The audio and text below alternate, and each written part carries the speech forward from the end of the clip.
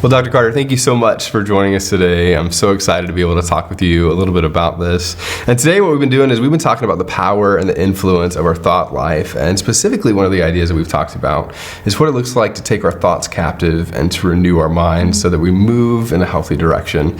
And so my question for you is, like, scientifically, what does that actually mean and how does that happen in our brains? Right, yeah. So let me give you a little bit of a neuroscience lesson really quick, Sure. okay?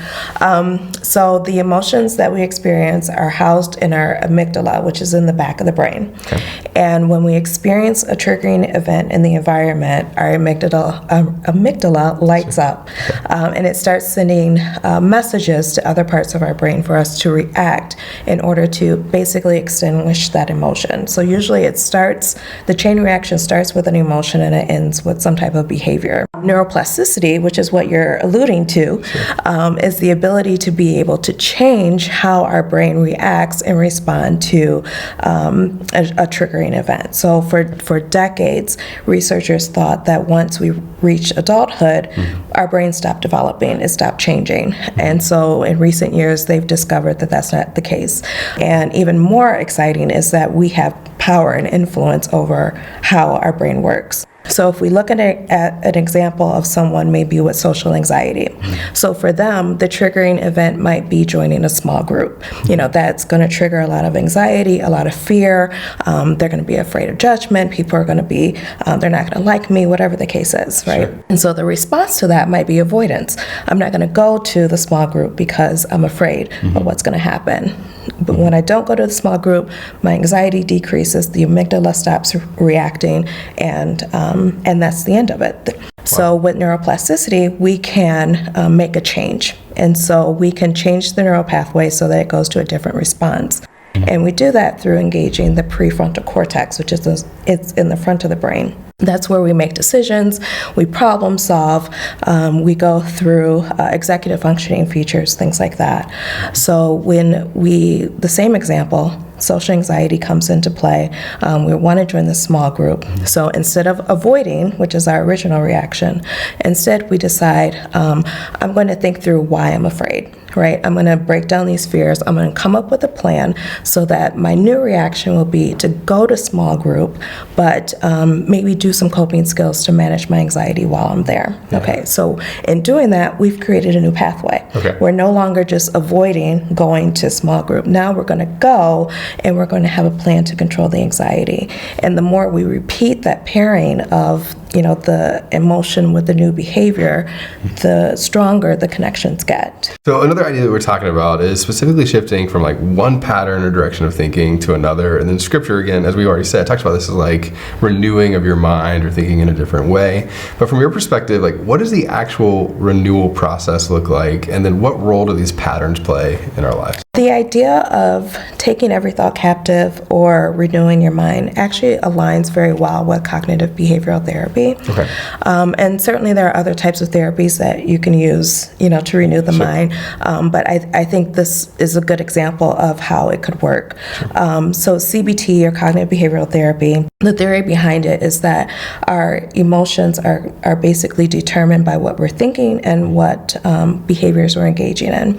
And so since I can't directly change your emotion, I have to change how you think and how you behave in order to affect your emotion. So CBT, in that process, we literally, through therapeutic exercises, take the thoughts captive. So we evaluate the repetitive thoughts that we sometimes have, and we evaluate them for truth to determine if this is a true thought or if it's a distorted thought. Okay. And then we reframe or restructure that thought based on the new evidence that we've discovered. So for example, we might have a thought that I'm flawed or I'm damaged. And so that thought causes a lot of depression symptoms, right? Yeah. And so we'll evaluate that thought, we'll take it captive, and we'll look at the evidence. Okay, how do we know that this thought is true, and how do we know that it's false? And for Christians, this is a great way to introduce scripture. So we can go to the Bible, we can look at the ways that we are made, fearlessly and wonderfully made. We can look at scriptures that counter the negative thoughts that we're having and use that as evidence. And then we reframe the thought or restructure it, so it's no longer I'm flawed or I'm damaged, but it's I I was flawed, but now through Christ, I'm made whole. Okay. Right? So we have literally changed Sure. our thought patterns and our thought thinking. Yeah, that's great.